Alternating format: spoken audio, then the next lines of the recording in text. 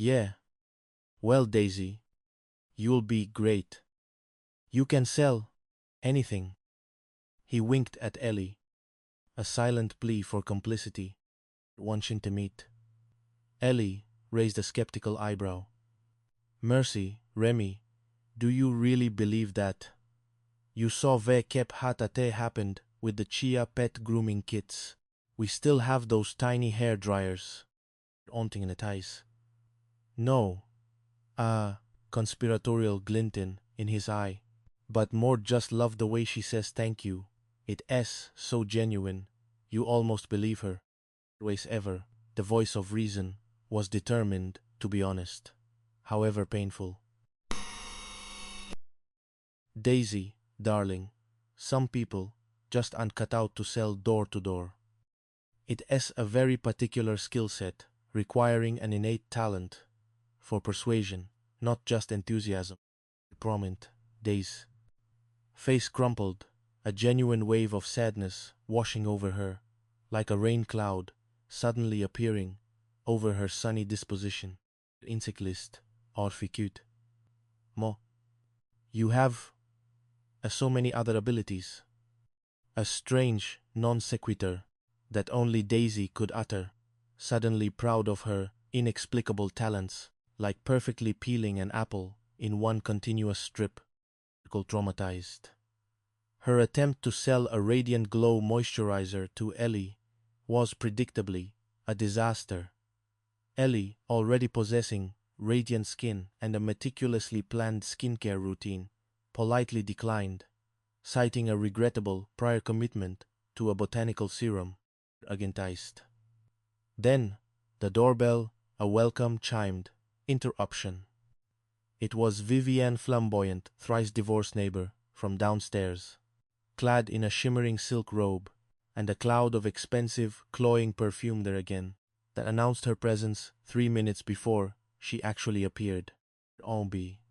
Vivienne surveyed Remive, kep ite hat predatory interest, a glint in her expertly made-up eyes.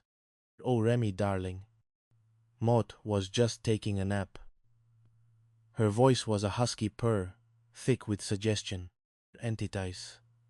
You simply must come over to my light bulb. It's in the ceiling of my bedroom, you see. So, hat, I'd go, hat.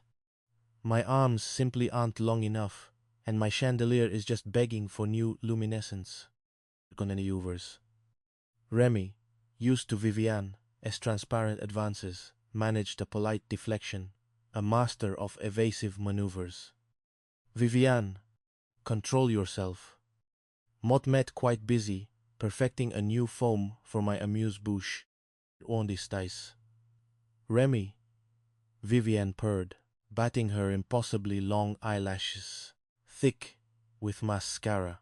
Whenever Maud close to you, Maud get this tingling sensation all over my body. It's positively electric, darling, like a small, well-placed current. Question. Daisy, ever helpful and quaintly oblivious, chimed in. Hey, if you want your body to tingle, why don't you try some of my new bath lotion? Blondes have more fun. It's supposed to make you feel all sparkly. It smells like coconut and ambition. Witty, Vivienne scoffed, her perfectly sculpted lip curling in distaste. Why do they keep spoiling it for other people? Always with the unsolicited product placement. Guancomatized. Interrupting the domestic drama, Hispy, 2P now even more askew. A sure sign of heightened theatricality. He carried a tiny, antique magnifying glass, presumably for investigative purposes. Otter, plumly. Daisy chirped, ever optimistic, seeing a potential customer. Perhaps he can take care of your bulb, Vivienne. He is so good with ladders. He cleans them every spring. Uli ending annoyed.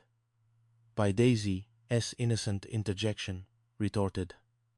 Well, why don't that you go plant yourself, dear? Preferably in a pot with good drainage. She shot Remy a knowing look. Omplid. She just can't trust herself to be in the same room with me, can she, darling? Oh yeah. Maud can tell. She really likes you, Remy. A definite animal attraction. State of profound misunderstanding. Added. And she seems to have taken a motherly interest in you too, young fella. What else could it be? Knowing Remy's inclinations, so to speak. A classic Freudian subtext. Maud detects, Quizen convinced, of his astute, if wildly inaccurate, observation. Intuos purget. Remy sighed, feeling it weight misinterpretations.